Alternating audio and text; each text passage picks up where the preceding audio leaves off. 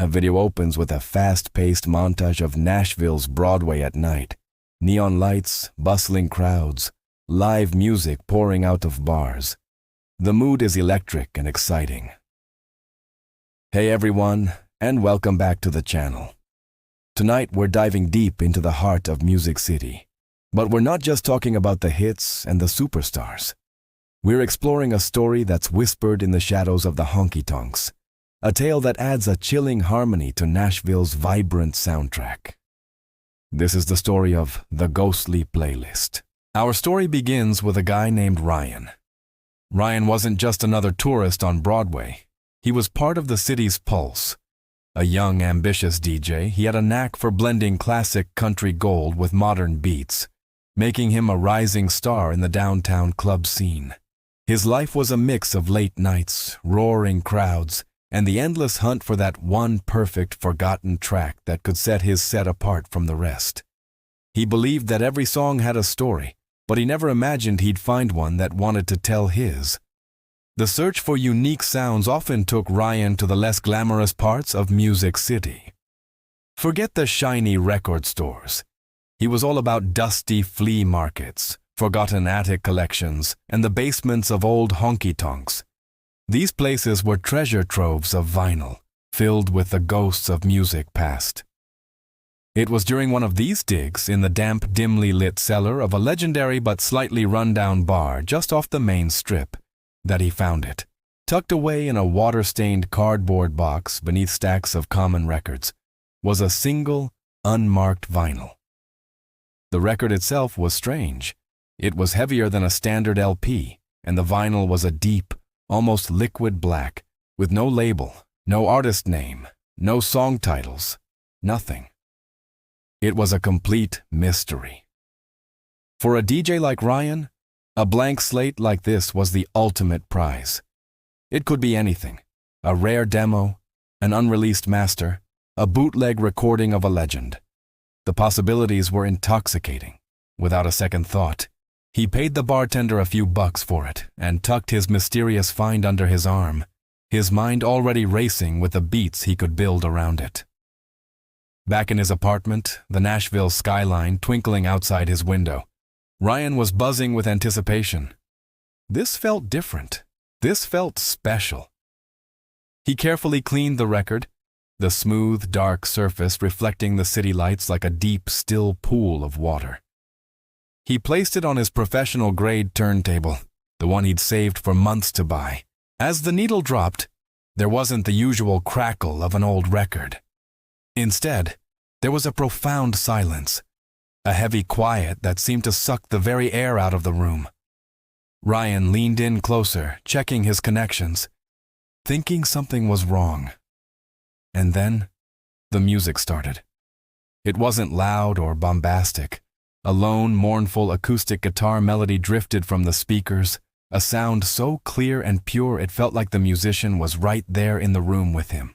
The tune was classic country, drenched in sorrow and whiskey-soaked regret.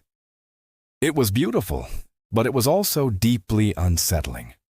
The melody twisted and turned in ways that felt both familiar and alien, like a half-remembered dream that turns into a nightmare. Ryan was captivated, unable to look away from the spinning black disc. Then the voice began. It was a rich, haunting baritone, singing of lost love, missed chances, and a soul wandering in eternal twilight. The lyrics were pure poetry, raw and emotional. But as Ryan listened, a cold dread began to creep up his spine. The singer's words started to feel personal. He sang of a promise broken to a friend back home, a specific argument Ryan had years ago and had tried to forget. He sang of a creative shortcut Ryan took on a recent mix, a detail no one else could possibly know. It wasn't just a song anymore, it was a confession. His confession. Ryan's heart hammered against his ribs. How was this possible? Was this some kind of elaborate, cruel prank? He scrambled to lift the needle, but his hand froze mid-air. The voice from the speakers seemed to grow stronger, more commanding. It was no longer just singing his past regrets. It was singing his present fear. The DJ stands frozen, a statue of his own denial, the voice crooned, the melody swelling with a kind of sinister satisfaction. The music was narrating his every move, his every thought, in real time. Panicked, Ryan stumbled backward, knocking over a stack of records. He stared at the turntable, and that's when he saw him.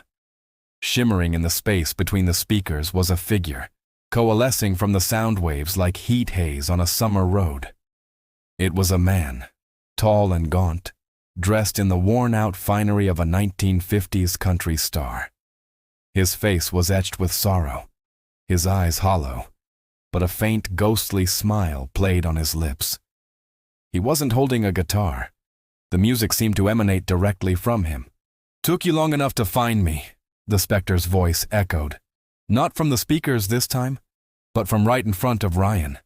The voice was the same as the one on the record, but now it was filled with a chilling, tangible presence.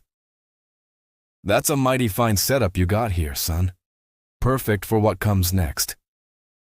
The ghostly singer drifted closer, his form becoming more solid.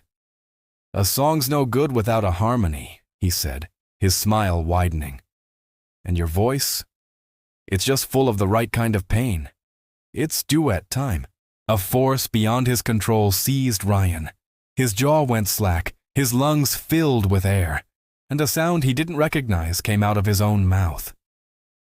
It was a harmony, a perfect, desperate counter-melody to the ghost's mournful tune. His voice joined the ghostly playlist against his will, singing of his deepest fears, his most private shames, his terror of this very moment. He was a prisoner in his own body, a backup singer in his own horror story. He tried to scream, but the scream just became another note in the spectral song. With a final, adrenaline-fueled surge of defiance, Ryan lunged for the turntable. He grabbed the mysterious vinyl, his hands trembling, and with all his might, he smashed it against the edge of his mixing desk. The record shattered into 1,000 razor-sharp pieces, and for a glorious second, the music stopped. The ghost flickered, his form dissolving, and silence blessedly returned to the room. Ryan collapsed to the floor, panting, sweat and tears streaming down his face. It was over. He was free, or so he thought. He slowly picked himself up, the silence of his apartment now feeling as loud as the music had been. He reached for his professional headphones, his comfort object, needing to ground himself in the familiar world of beats and soundscapes. He put them on, desperate to hear anything else, anything normal. But the moment the padded cups covered his ears, the music started again. It wasn't coming from his equipment. It was inside his head, the ghostly guitar, the mournful voice. It was all there, clearer and louder than before. The phantom singer was back, his voice laced with amusement. "You can't break a memory, son." The voice sang directly into his mind. "And you can't silence a regret." Ryan tore the headphones off and threw them across the room, but it made no difference. The music was permanent, an eternal, internal broadcast. He started to scream, a raw, primal cry of pure terror. But the scream wasn't just a scream. It twisted and modulated, rising in pitch until it became a flawless, shrieking harmony, joining the ghostly country tune in a duet that would never, ever end. So the next time you're in Nashville, and you hear a particularly haunting melody drifting on the breeze, maybe stop and listen. It might just be the latest track on DJ Ryan's ghostly playlist. Thanks for tuning in to this spooky story. If you enjoyed this dive into the darker side of Music City, make sure to hit that like button and subscribe for more tales from the shadows. Drop a comment below and let me know what you think happened to Ryan. Until next time, stay curious, and maybe be a little careful what you play.